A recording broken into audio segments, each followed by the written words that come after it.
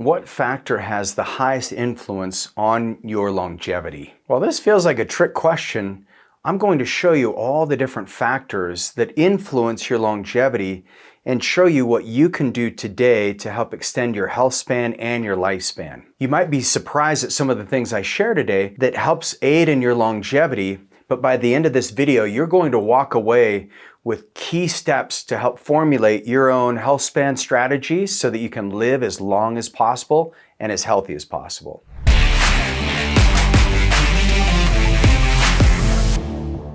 So one of my favorite clients, Rhoda, she lived to be 93. And I remember towards the end of her life, she was so sweet and she had the coolest family, and she was somebody who just exuded vibrance, and she was always curious. And I actually went and visited her at her house. She was on hospice for about 2 months before she passed. In our last conversation, I just asked her, I said, what are the things in life that you're really happy you focused on? And what she told me is, she said, I lived every day to the fullest. She said, there's always some kind of crisis going on. There's always going to be an emergency or a threat. But I just learned to focus on the things that make me feel happy, like my family and my sense of purpose and my connection to God. She was a very spiritual woman. And I've tried to take that into my life. So when you think about building out your health and think about the things that influence longevity, the most important things might not be what you think. Some of the things that might surprise you are the fact that your relationships and your social fitness are actually very influential for your longevity. If you watch the movie Blue Zones or read the book Blue Zones by Dan Buhner, what you'll learn is that there's these pockets in society throughout the world where people seem to live longer. And while the diets may differ and the philosophical ideas differ, one thing that remains true is that this connection to other humans is really important. Turns out humans just aren't made to live alone. And even if you're somebody who's an introvert and you love your time being alone, that's powerful because it can recharge you. But at the end of the day, the more connections you can make, the better. So social fitness, what they found is if you're lonely, and this was a study that the Harvard School of Medicine did, they found that loneliness decreased your lifespan by 7 years. Not only that, but if you don't have close friendships, close family, your chances of having metabolic diseases and cancer go up almost twofold. So this is what we call social fitness. I mean, we have physical fitness metrics, but from a social fitness perspective, one of the things that we do when we build your body operation system is we ask you the 3 things that lead to health. What's your lifestyle like? How many fun experiences are you having? And then what are your energy generators? And in each one of these, we have relationships as a central theme.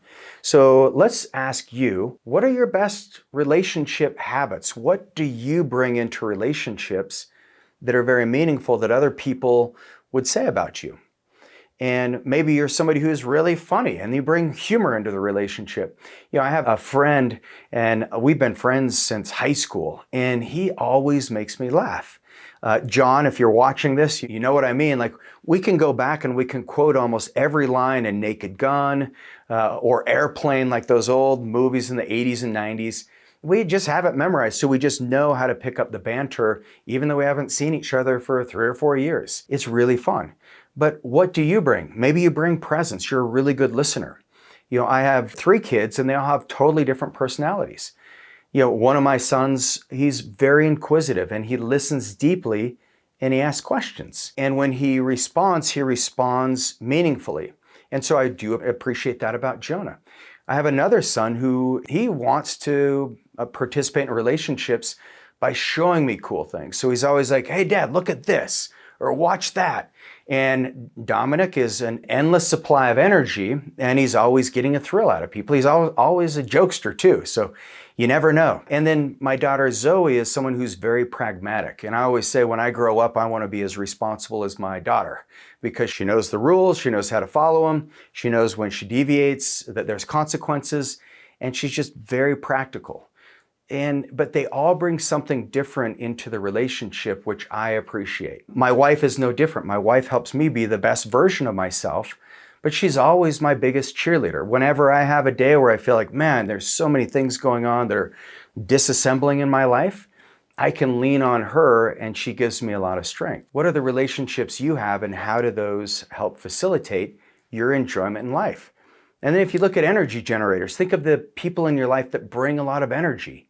And then think of the people that take away energy. You want to get rid of those as soon as possible because life may be too short. We hope it's going to be a long time, but every day it matters. And then go to fun experiences. Like you can have fun alone, but it's really hard to laugh at your own jokes. I mean, it's tough. It's kind of weird if you do, by the way, but it's okay. But think of the fun experiences and the people you want to have that with. I love traveling. I love experiencing new places, new foods, new adventures. And I always love it when it's with new people. And so social fitness is rule number one for what's going to influence your longevity. And one of the big important things about that is having deep relationships that are central to your life. Because what we have is a lot of superficial relationships where we're looking at social media stats and saying how many followers we have. One of the famous rap artists said he's crowdsourcing his self-esteem through Instagram comments. So don't crowdsource your self-esteem. Just get it from real relationships. But what I found is the more that you give into relationships, the more you receive. And it's kind of funny because people who live the longest and the clients who I've had the deepest relationships with, they're always concerned about me, even though they're there to get help from me. They're like, hey, I'm helping you get out of pain and my life is great. But they really have this deep appreciation and this deep wisdom where they know that the human-to-human connection is one of the most compelling reasons to really focus on your health, to live as long and healthy as you want to live. All right, number 2 is exercise. Now, we've talked a lot about exercise and this whole body operation system, optimizing your brain, your heart, your muscles. And research shows that even just having a brisk 145 minutes, it's not an hour 45, it's 145 minutes a week in a brisk walk, you can reduce your all-cause mortality. You can actually extend your life by 5 years. You reduce your all-cause mortality by over 50% just by walking every day. And make sure that those walks add up to be 145 minutes. And the beautiful thing about that is if you have pets, the pets add to the dynamic. And then if you're using some of the peptides like sarcotropin or MAD-SC, you'll be able to walk a little faster and a little farther. Actually, in one of the studies, they found that the people who walk faster actually live the longest. The other thing in exercise and physical fitness is there's a direct correlation with your grip strength to the amount of time that you're going to live. People who have a stronger grip strength seem to live longer. And so one of the Fitness 50 benchmarks is a dead hang. And so right now, do yourself a favor and set a timer, grab a pull-up bar and hang and see how long you can hang. If you can get to 30 seconds, you're getting there. You're getting to that fit place. If you can get to 60 seconds, you're fit, or you're category 2. And then category 3 is 90 seconds or above. That's what you want to be aiming for. And what you'll find is you'll have better cardiovascular health, better muscles, and better brain function. So the things that influence longevity, it's not complicated. I mean, we can talk about DNA and mitochondria. We can talk about gut health and inflammation and your immune system. But at the end of the day, what we found is it's how healthy are your relationships? Are these people helping you make better decisions on your food, your thinking, your activities? What is your exercise routine like? Are you doing the things that build muscle? Are you allowing yourself to recover? Are you using different peptides and different foods to help facilitate the growth of your muscles? And then finally, the last thing is just sleep. Getting sleep allows your body to recover. It allows your brain to reset and detoxify. And if you love learning about brain health, you want to check out my other videos on cognitive function. So if you want to live a long life and influence your longevity, you got to balance your blood sugar. And I have a whole video on how Ozempic and GLP-1s help manage blood sugar regulation. I'll see you there.